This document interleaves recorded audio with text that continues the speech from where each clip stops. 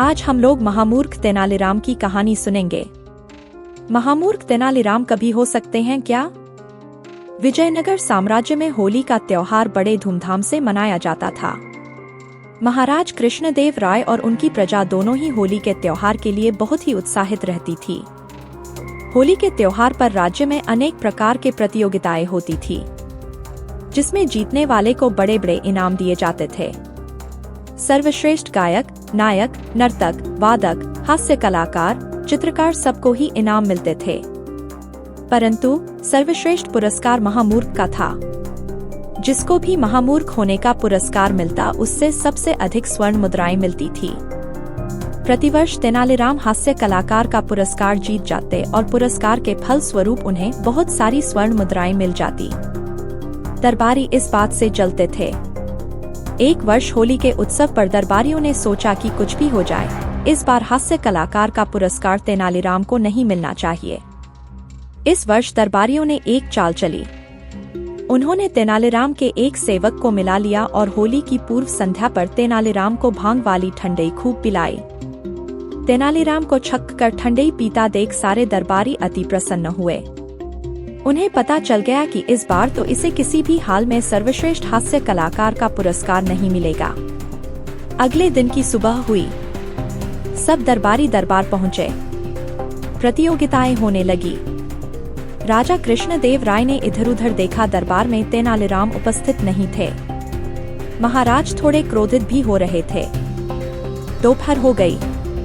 प्रतियोगिता से कलेवा का अवकाश भी समाप्त हो चुका था और फिर से प्रतियोगिताएं शुरू हो चुकी थी। सर्वश्रेष्ठ हास्य कलाकार की प्रतियोगिता चल रही थी। तेनालीराम की बारी आई और उनका नाम पुकारा गया। जैसे ही तेनाली नाम का नाम आता है, वैसे ही तेनालीराम डोलते हुए दरबार में आ जाते हैं। उन्हें देखते ही महाराज जोर से बोलते हैं, यह कोई समय होता है दरबार पहुंचने का? अभी आए हैं, वह भी इस अवस्था में। मूर्ख हैं आप तेनालीराम, और मूर्ख ही क्यों? आप तो महामूर्ख हैं। आपसे बड़ा मूर्ख तो इस राज्य में है ही नहीं, जिसने होली के भव्य वार्षिकोत्सव का आनंद ही नहीं लिया। आधे से ज्यादा उत्सव समाप्त हो चुका है और आप अब आ रहे हैं। तभी डगमगाते हुए तेनालीराम दरबार के बीचों बीच गिर जाते हैं। उठने का प्रयास करते हैं पर उठ नहीं पाते हैं। उनके इस अवस्था को देखा सारे दरबारी लोटपोट कर हंस रहे होते हैं। वही राजा कृष्णदेव राय को भी हंसी छूट जाती है। तभी दरबारी में से एक आदमी उन्हें उठने के लिए हाथ देता है। तेनालीराम बार बार प्रयास करते हैं पर उसके हाथ को पकड़ नहीं पाते। जैसे ही पकड़ पाए, वैसे ही खींचकर दरबारी को ही जमीन पर गिरा दिया। यह देखकर सारे दरबारी और जोर जोर से हंसने लगते हैं। अब तेनालीराम उठ ही नहीं पा रहे थे। जो भी उन्हें उठाने जाता, उसका हाथ तेनालीराम इतनी जोर से पकड़कर उठने का प्रयास करते हैं कि उठाने वाला भी गिर जाता। सारे दरबारी हंस हंस के लोटपोट हो रहे थे। यहाँ तक कि राजा कृष्णदेव राय भी हंस हंस के लोटपोट हो चुके थे।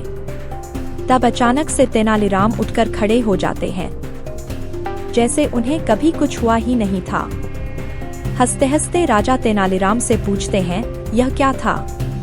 तेनालीराम ने महाराज से कहा, अन्नदाता, यह मेरे हास्यकला का प्रदर्शन था। महाराज और जोर जोर से हंसने लगे। उन्होंने कहा, अद्भुत तेनालीराम, आपका अभिनय अद्भुत था। आप सच में सर्वश्रेष्ठ हास्य कलाकार हैं।